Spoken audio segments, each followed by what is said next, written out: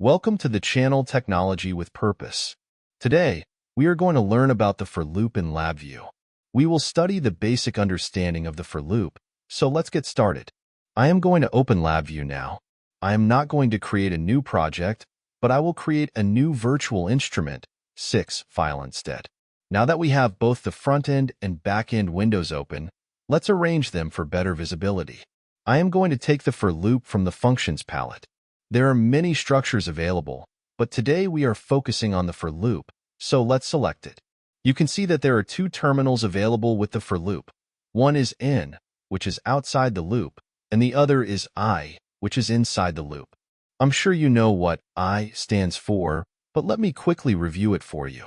Basically, in is for the number of iterations. The for loop is used to perform similar operations multiple times, and the number of iterations is determined by the in terminal. I represents the actual count of the current iteration. You need to connect an integer value to the in terminal so that the loop will execute that number of times.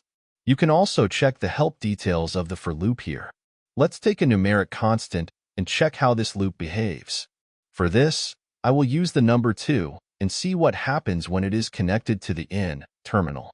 To execute this loop continuously, I am going to use a while loop with a control. To check how many times this loop was executed, I will add a shift register. This will store the last executed value of the loop. Let's connect this value to an indicator so that we can see it on the front panel. Let's run and check. I'll also turn on the highlighter so that you can see exactly what's happening in the code. Now, the execution is running, and the last number displayed here is 1. Since the total number of iterations is 2, the loop executes only twice, once for 0 and once for 1. That's why the last number displayed is 1. Let's change this value to another number and see what happens. I have changed it to 5.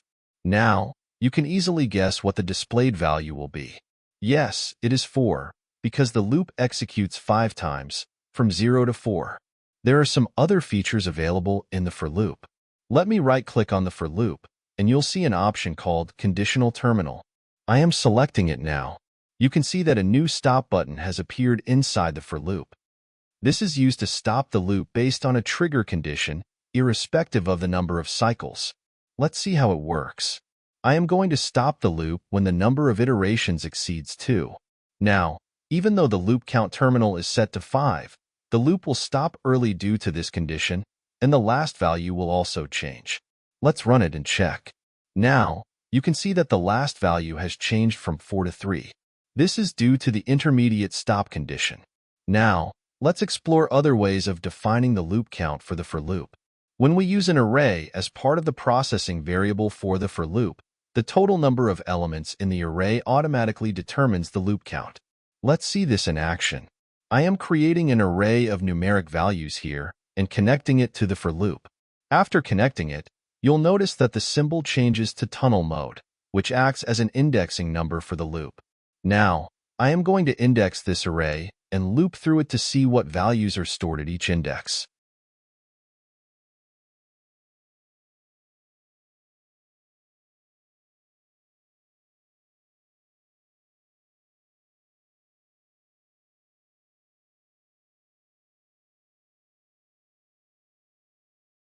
We'll need to remove the conditional terminal since it is now unwired. It can't be deleted manually. You have to disable it through the for loop properties. Now, let's run it and check. Since the array is not initialized and contains no values, the iteration starts at 0, and the value stored at that location is also 0. Now, let's stop and store some values in the array. I have stored the number 5 in the third index of the array. Let's see if the for loop executes automatically until it reaches the third index and reads this value. Now, you can see that the last number is 5, which is the value stored at the size of the array. Let's try one more time. I have stored the number 100 in the 10th index of the array. Let's run the loop now and check. You can see that the final value is now 100, which was stored in the 10th index. So, guys, I hope you understand the concept of the for loop. If you have any doubts, please feel free to ask in the comments. Please like and subscribe to the channel. Take care.